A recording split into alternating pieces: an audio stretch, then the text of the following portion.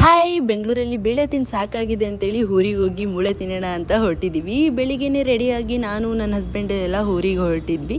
ಬರೋಷ್ಟರಲ್ಲಿ ಸಂಜೆ ಆಗುತ್ತೆ ಅಂತ ಜರ್ಕಿನೆಲ್ಲ ತೊಗೊಂಡು, ಮತ್ತು ನಮಗೆ ಹೆಣ್ಮಕ್ಳಿಗೆ ಕೇಶರಾಶಿ ತುಂಬ ಇಂಪಾರ್ಟೆಂಟ್ ಅಲ್ವಾ, ಸೊ ಅದನ್ನೆಲ್ಲ ನೀಟಾಗಿ ಕಟ್ಕೊಂಡು ರೆಡಿಯಾಗಿ ಹೊರಟ್ವಿ.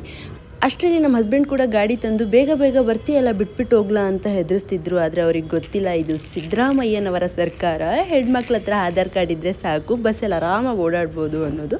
ಆದರೆ ಇವತ್ತಂತೂ ನಿಜವಾಗ್ಲೂ ಬೆಂಗಳೂರು ಖಾಲಿ ಖಾಲಿ ಅನ್ನಿಸ್ತಿತ್ತು. ಒಂದು ಬಸ್ಗಳು ಓಡಾಡ್ತಿರ್ಲಿಲ್ಲ, ಮತ್ತು ಟ್ರಾಫಿಕ್ ಎಲ್ಲ ಏನೂ ಇರಲಿಲ್ಲ. ಸಿಕ್ಕಾಪಟ್ಟೆ ಖಾಲಿ ಖಾಲಿ ಹೊಡಿತಾ ಇತ್ತು ರೋಡೆಲ್ಲನೂ. ಕಂಟಿನ್ಯೂಸ್ ಆಗಿ ಎಲ್ರಿಗೂ 4 ಡೇಸ್ ರಜೆ ಇರೋದ್ರಿಂದ ಬೆಂಗಳೂರಲ್ಲಿ ಹಬ್ಬದ ವಾತಾವರಣ ಸಿಕ್ಕಾಪಟ್ಟೆ ಕಡಿಮೆ ಅನ್ನಿಸ್ತಿದೆ. ಆದರೆ ಊರುಗಳಲ್ಲಿ ವಸ್ತುಡ್ಕೋ ವಾತಾವರಣ ಸಖತ್ತಾಗೇ ಇರುತ್ತೆ ಅಂತ ಅನಿಸುತ್ತೆ. ನಾವು ಹೆಣ್ಮಕ್ಳು ಸೇಫ್ಟಿಗಂತ ಹೆಲ್ಮೆಟ್ ಹಾಕೋಬೇಕಂತೆ, ಆದರೆ ಗಂಡು ಮಕ್ಕಳು ಶೋಕಿಗಂತ ಹೆಲ್ಮೆಟ್ ಹಾಕೋಬೇಕಂತೆ. ಅದಕ್ಕೆ ನನ್ನ ಹಸ್ಬೆಂಡು ತಲೆಗೆ ಹಾಕೊಳ್ಳೋ ಹೆಲ್ಮೆಟ್ನ ಹಣೆಗೆ ಹಾಕೊಂಡು ಬರ್ತಿದ್ದಾರೆ. ಶೋಕಿಗಿಂತ ಸೇಫ್ಟಿ ಇಂಪಾರ್ಟೆಂಟು, ಸೇಫ್ಟಿಯಾಗಿದ್ದರೆ ಶೋಕಿನ ಸಖತ್ತಾಗೆ ಮಾಡ್ಬೋದು ಅಂತ ಹೇಳಿ ಒಂದು ತಲೆ ಮೇಲೆ ತಟ್ಟಿ ಅವ್ರನ್ನ ಊರಿಗೆ ಕರ್ಕೊಬಂದೆ. ನಾವು ಊರಿಗೆ ಬರೋಷ್ಟರಲ್ಲಿ ಅಪ್ಪನ ಹತ್ರ ಏನೇನು ಕೊಡಿಸ್ಕೋಬೇಕು ಅಂತೇಳಿ ಮಗಳು ಆಲ್ರೆಡಿ ಒಂದಿಷ್ಟುದ್ದ ಲಿಸ್ಟ್ ಮಾಡಿದ್ಲು. ನನ್ನ ಮಗಳು ಈ ಲಿಸ್ಟನ್ನ ನೋ ಅಂತ ಹೇಳಿ ನಾನು ಕೆಟ್ಟೋಳಾಗೋದಕ್ಕೆ ನನಗಿಷ್ಟ ಇರಲಿಲ್ಲ. ಅದಕ್ಕೆ ನೀವಿಬ್ಬರು ಏನಾದರೂ ಮಾಡ್ಕೊಳ್ಳಿ ಅಂತೇಳಿ ಅವರಿಬ್ಬರನ್ನ ಆ ಕಡೆ ಬಿಟ್ಬಿಟ್ಟು ಬಂದೆ. ಆ ಕಡೆ ಅಪ್ಪ ಮಗಳು ವಾದ ನಡೀತಾ ಇದ್ದರೆ, ಈ ಕಡೆ ನಮ್ಮಮ್ಮ ಸಿಕ್ಕಾಪಟ್ಟೆ ವಾದ ಮಾಡ್ತಿದ್ರು. ಕಾರಣ ಏನು ಅಂತ ನೀವೇ ನೋಡಿ.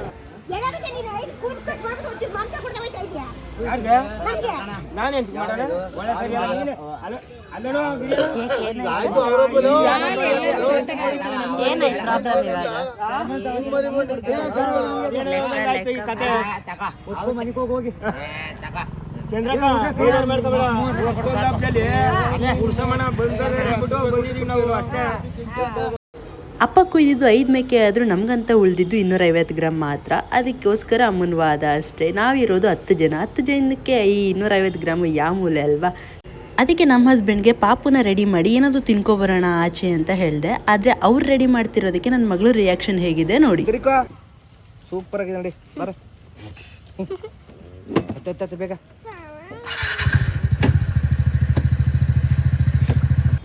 ಅವಳಿಗೆ ಹೇರ್ ಸ್ಟೈಲ್ ಇಷ್ಟ ಆಗಿಲ್ಲ ಅಂತಂದ್ರೂ ಹೇರ್ ಸ್ಟೈಲ್ ಸಖತ್ತಾಗಿದೆ ಅಂತ ಸಮಾಧಾನ ಮಾಡಿ ಕರ್ಕೊಂಡು ಹೊರಟಿದ್ದು ನಾವು ನನ್ನ ಅಕ್ಕನ ಮನೆಗೆ. ಯಾಕಂತಂದರೆ ನಮ್ಮ ಮನೆಯಲ್ಲಿ ವಸ್ತುಡ್ಕು ಊಟ ರೆಡಿ ಆಗೋದು ಸಿಕ್ಕಾಪಟ್ಟೆ ಲೇಟ್ ಆಗುತ್ತೆ ಅಂತ ನಮಗೆ ಗೊತ್ತಾಗೋಯಿತು. ಅದಕ್ಕೋಸ್ಕರ ಒಂದು ರೌಂಡ್ ನಮ್ಮ ಅಕ್ಕನ ಮನೇಲಿ ಬ್ಯಾಟಿಂಗ್ ಮಾಡ್ಕೊಬರೋಣ ಅಂತ ಹೊರಟಿದ್ದೀವಿ. ನಾವು ಹೋಗ್ತಿರೋ ವಿಚಾರನ ನಮ್ಮ ಅಕ್ಕನಿಗೆ ಇನ್ನೂ ತಿಳಿಸಿಲ್ಲ. ಯಾಕಂತಂದರೆ ಅಲ್ಲಿ ಹೋಗಿ ಅವಳು ಮಾಡಿರೋದನ್ನೆಲ್ಲ ಖಾಲಿ ಮಾಡಿ ಅವಳಿಗೆ ಸರ್ಪ್ರೈಸ್ ಕೊಡೋಣ ಅಂತ ನಾವು ಅಂದ್ಕೊಂಡಿದ್ದೀವಿ. ಏನಪ್ಪ ನೀವು 3 ಜನ ಹೋಗಿ ಏನು ಖಾಲಿ ಮಾಡ್ತೀರಾ ಅಂತ ಅಂದ್ಕೋಬೇಡಿ, ಸಣ್ಣಗಿರೋರು ಸಖತ್ತಾಗಿ ತಿಂತಾರೆ ಅಂತ ಹೇಳ್ತಾರಲ್ಲ, ಅದರಲ್ಲಿ ನಾನು ಒಬ್ಬಳು. ನಾನು ತಿನ್ನೋದ್ರಲ್ಲಿ ಹೊಟ್ಟೆ ಹಸುವಾದಾಗ ಮಾತ್ರ ನಿಜವಾಗ್ಲೂ ಹಿಂದೂ ಮುಂದೆ ಏನು ನೋಡಲ್ಲ, ಸಿಕ್ಕಾಪಟ್ಟೆ ತಿಂತೀನಿ. ಹಳ್ಳಿಯ ಹಚ್ಚ ಹಸಿರು ನೋಡಿಕೊಂಡು ಕಣ್ಣು ತುಂಬಿಸ್ಕೊಂಡು ಹಂಗೋ ಹಿಂಗೋ ಅಕ್ಕನ ಮನೆಗೆ ಬಂದೇ ಬಿಟ್ವಿ. ನಾವು ಬಂದಿರೋದು ನೋಡಿ ಅವಳೆಷ್ಟು ಸರ್ಪ್ರೈಸ್ ಆಗ್ತಾಳೆ ಅಂತ ನೋಡೋಣ ಬನ್ನಿ.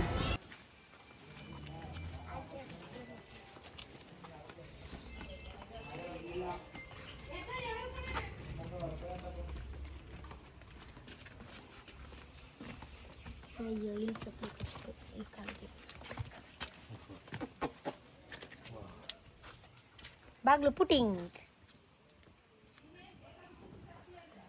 ನಮ್ಮ ಅಕ್ಕಂಗೆ ಸರ್ಪ್ರೈಸ್ ಕೊಡಬೇಕು ಅಂತ ಬಂದು ನಮಗೆ ನಾವುಗಳೇ ಶಾಕ್ ಆಗಿ ಬಾಗಿಲಲ್ಲಿ ನಿಂತ್ಕೊಳ್ಳೋ ಥರ ಆಗೋಯ್ತು. ಯಾಕಂತಂದರೆ ನಮ್ಮ ಅಕ್ಕ ಆಲ್ರೆಡಿ ನಮ್ಮ ಅಮ್ಮನ ಕಾಲ್ ಮಾಡಿ ಯಾರ್ಯಾರು ಬರ್ತಿದ್ದಾರೆ ಅಂತೆಲ್ಲ ವಿಚಾರಿಸ್ಕೊಂಡು ನಮಗೆ ಶಾಕ್ ಕೊಡಬೇಕು ಅಂತ ಹೇಳಿ ಬಾಗಿಲು ಹಾಕ್ಕೊಂಡು ಪಕ್ಕದ ಮನೆಯವ್ರ ಮನೆ ಹತ್ರ ಹೋಗಿ ಕೂತ್ಕೊಬಿಟ್ಟಿದ್ಲು.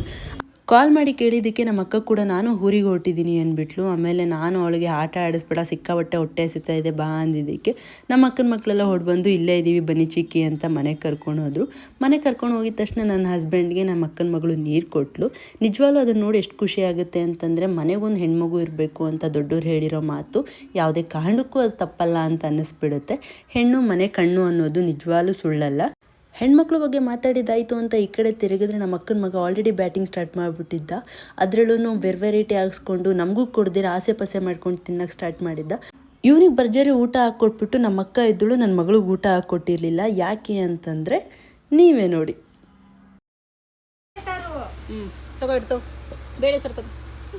ಬೇಳೆ ಸಾರು ತಿನ್ನು ತಗೊಳ್ವಾ. ಚಿರಾಣ ತಿಂತರದ್ ಬೇಕಾ? ಚಿರಾಗ್ ತಿಂತರದ್ ಬೇಕಾ? ನೋಡಲ್ಲಿ ಚಿರಾಗ್ ತಿಂತರದ್ ಬೇಕಾ? ಚಿರಾಣ ತಿಂತರದ್ ಬೇಕಾ? ಸ್ವಲ್ಪ ಬೇಳೆ ಸಾರು ಅನ್ನ ತಿನ್ನಪ್ಪ, ಹಬ್ಬ ಅಲ್ವಾ ಇವತ್ತು, ಬೇಳೆ ಸಾರು ಅನ್ನ ತಿನ್ಬೇಕು. ಡಿಂಪನ ಒಬ್ಬಟ್ಟು ತಿಂತೀಯ? ಒಬ್ಬಟ್ಟು ಏನ್ ಬೇಕಮ್ಮ? ಪಾಪ ಏನ್ ಬೇಕಂತ ಹೇಳು. ನಮ್ಮ ಮನೆಗ ಏಕೆ ಏಕೆ ಮಮ್ಮಿ ಚಿಕನ್ ಹಾಕೋಕೊಂಡು ಮಮ್ಮಿ ಮಟನ್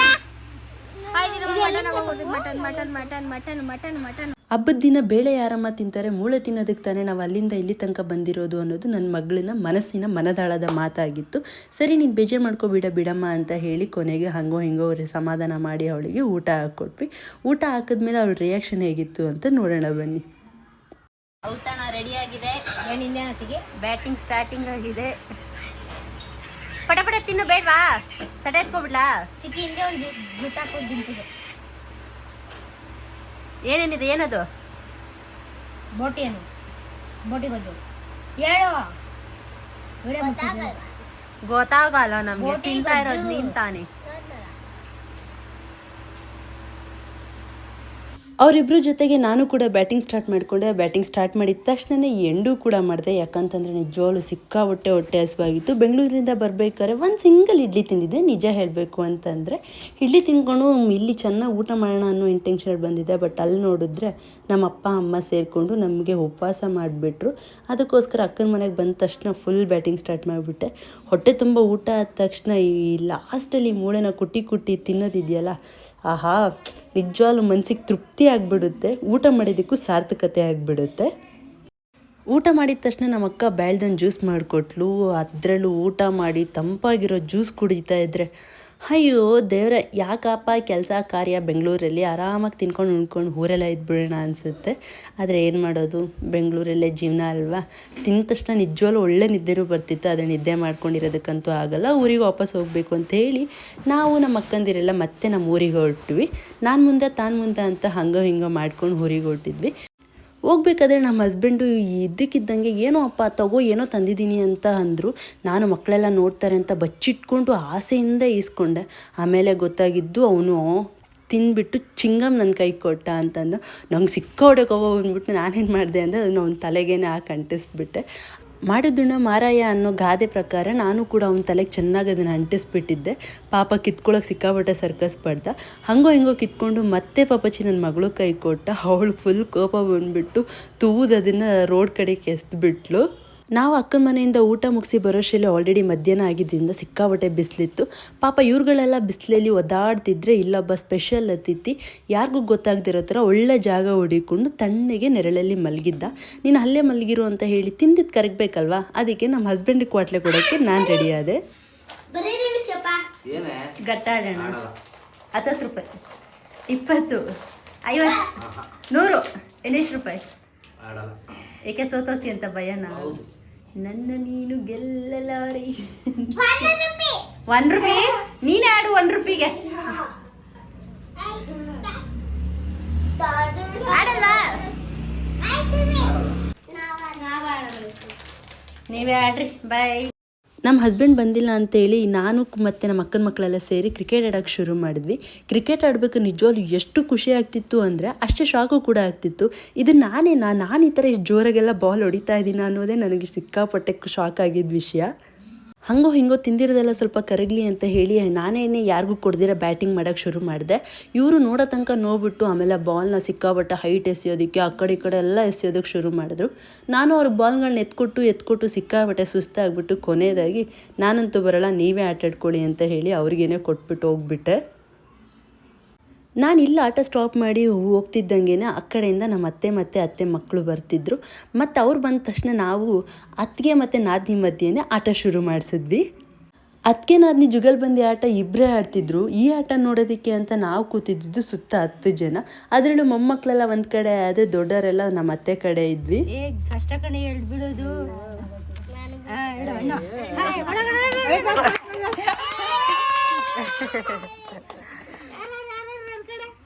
ನಾನೊಬ್ಳೆ ಕಣಮ್ಮ, ನಾನೊಬ್ಳೆ ನಿನ್ ಕಡೆ ಇದ್ದವಳು. ಮಕ್ಕಳೆಲ್ಲ ಹೋದ್ರು. ಅತ್ತಿಗೆ ನಾದ್ನಿದಿರು ಅಂದರೆ ಹಾವು ಮುಂಗಿಸಿ ಥರ ಕಿತ್ಲಾಡ್ಕೊಂಡಿರ್ತಾರೆ ಅನ್ನೋ ಈ ಕಾಲದಲ್ಲಿ ನಮ್ಮ ಅಪ್ಪನ ತಂಗಿ ಮತ್ತು ನಮ್ಮಮ್ಮ ಎಷ್ಟೊಂದು ಕ್ಲೋಸ್ ಆಗಿರೋದು ನೋಡಿದ್ರೆ ನಿಜವಾಗ್ಲೂ ಸಿಕ್ಕಾಪಟ್ಟೆ ಖುಷಿ ಆಗುತ್ತೆ. ಇವರಿಬ್ಬರ ಸಂಬಂಧಕ್ಕೆ ಯಾವುದೇ ಕಣ್ಣು ಬೀಳದೇ ಇರಲಿ ಅಂತ ಹೇಳ್ತಾ ಅವ್ರನ್ನೆಲ್ಲರನ್ನೂ ನಾವು ಬೀಳ್ಕೊಡುಗೆ ಕೊಟ್ವಿ. ಯಾಕಂತಂದರೆ ನಮ್ಮ ಅತ್ತೆಗೆ ಹಾಲು ಕರೆಯೋದಕ್ಕೆ ತುಂಬ ಟೈಮ್ ಆಗೋಗಿತ್ತು. ನಮ್ಮ ಅತ್ತಿದಿರು ಹೋಗ್ತಿದ್ದಂಗೆ ನಮ್ಮ ಅಕ್ಕನೂ ಕೂಡ ಹೊರಡೋದಕ್ಕೆ ರೆಡಿ ಆಗಿಬಿಟ್ಲು. ನಮ್ಮ ಭಾವ ಬಂದ ತಕ್ಷಣ ಹೋಗ್ತೀನಿ ಅಂತ ಗಾಡಿ ಹತ್ತಿ ಕೂತ್ಕೊಂಡೇ ಬಿಟ್ಲು. ಬಟ್ ನಾವು ಬಿಡಬೇಕಲ್ಲ, ಯಾಕಂತಂದರೆ ಮನೇಲಿ ಸಿಕ್ಕಾಪಟ್ಟೆ ಕೆಲಸ ಇದೆ, ಅದಕ್ಕೋಸ್ಕರ ಇರೇ ಅಂತಿದ್ವಿ. ಆದರೆ ಅವಳ ರಿಯಾಕ್ಷನ್ ನೋಡಿ. ಗಂಡ ಏನು ಮಾತಾಡ್ರಿ ಅವ್ರಿಗೆ ಏನಲ್ಲಿ ಹೋಗ್ಲಿ ಅಂತ ಕಾಯ್ತಾರೆ. ಬೇಡ ಇರುವ ಬೇಡ ಬಾ ಅಂತ ಹೇಳೋರು. ಪಾತ್ರೆ ಬಿಡ್ಬಿಟ್ಟು ಬಾ ಬಂದಿ ಗಾಡಿ ಉಂಟೈತದೆ. ಹೇಳಿ ಇನ್ನೊಂದ್ಸರಿ. ಅಪ್ಪ ನೀನ್ ನೆಮ್ಮದಿಯಾಗಿರ್ಬೋದು, ಇರೇ ಅಂದ್ಬಿಟ್ಟು ನೀನು ಹೋಗುವಂತೆ. ಕೊನೆಗೂ ನಮ್ಮ ಅಕ್ಕ ಮತ್ತು ನಮ್ಮ ಚಿಕ್ಕಮ್ಮನ ಮಧ್ಯೆ ನಡೆದ ವಾದ ವಿವಾದದಲ್ಲಿ ನಮ್ಮ ಚಿಕ್ಕಮ್ಮನೇ ಗೆದ್ದು ನಮ್ಮ ಅಕ್ಕನ್ನ ಇಲ್ಲೇ ಏರಿಸ್ಕೊಳ್ಳೋ ಪ್ಲ್ಯಾನ್ ಸಕ್ಸಸ್ ಆಯಿತು. ಹಾಗೋ ಹೀಗೋ ನಾವು ಕೂಡ ಯುಗಾದಿ ಹಬ್ಬದ ಕೊನೆಯ ಹಂತಕ್ಕೆ ಬಂದೇ ಬಿಟ್ವಿ ಎರೆ ನೋಡೋದಕ್ಕೆ ಅಂತ. ಸಿಕ್ಕಾಪಟ್ಟೆ ಸಕ್ಕತ್ತಾಗಿ ಕಾಣಿಸ್ತಿತ್ತು. ನಮ್ಮ ಕಡೆ ನಾವು ಎರೆ ಅಂತಲೇ ಅಂತೀವಿ, ನಿಮ್ಮ ಕಡೆ ಏನಂತೀರಾ? ಮತ್ತು ಎರೆ ನೋಡಿಕೊಂಡು ಏನೇನೆಲ್ಲ ಕೇಳ್ಕೊಂಡ್ರಿ, ಯಾರಿಗೆಲ್ಲ ಒಳ್ಳೇದಾಗಬೇಕು ಅಂತ ಅಂದ್ಕೊಂಡ್ರಿ, ಅವ್ರ ಹೆಸ್ರುಗಳನ್ನ ಕಮೆಂಟ್ ಮಾಡಿ. ಬಟ್ ನನ್ನ ಕಡೆಯಿಂದ ಎಲ್ರಿಗೂ ಒಳ್ಳೇದಾಗಲಿ ಅಂತ ಆಶಿಸ್ತೀನಿ. ಮರದ ಮೇಲ್ಗಡೆ ನೋಡು, ಒಂಚೂರು ಲೈಟ್ಗೆ ಒಂದು ಚಿಕ್ಕ ಗೆರೆ ಕಾಣುತ್ತೆ ಮೇಲ್ಗಡೆ ಲೀಕ್ ಅಂತ ಕಾಣಿಸ್ತಾ? ನೀನು ಸುಳ್ಳು ಹೇಳ್ಬಾರ್ದು, ನಾನು ತೋರಿಸ್ತೀನಿ ಬೇಕಿರ್ ಫೋನಲ್ಲಿ ನೋಡು.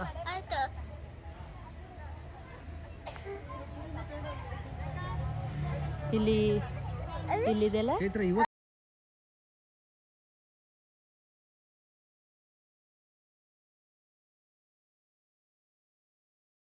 ಎರೆ ನೋಡಿದವ್ರಿಗೆ ಎಲ್ರಿಗೂ ಒಳ್ಳೆಯದಾಗಲಿ. ನಿಮ್ಮ ಆಸೆ ಕನಸು ಎಲ್ಲ ಆದಷ್ಟು ಬೇಗ ನೆರವೇರಲಿ.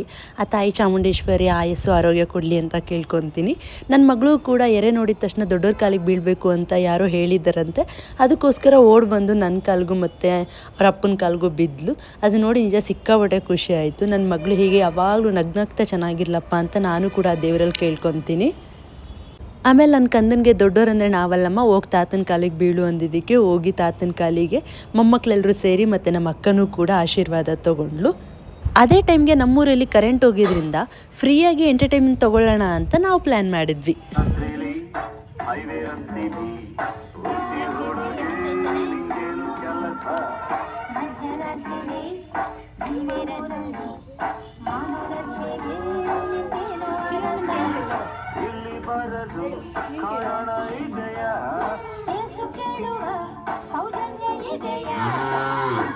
ಚಿರಾಗ್ ನಿನ್ ಮಧ್ಯ ಹಾಲ್ ನೀಚು.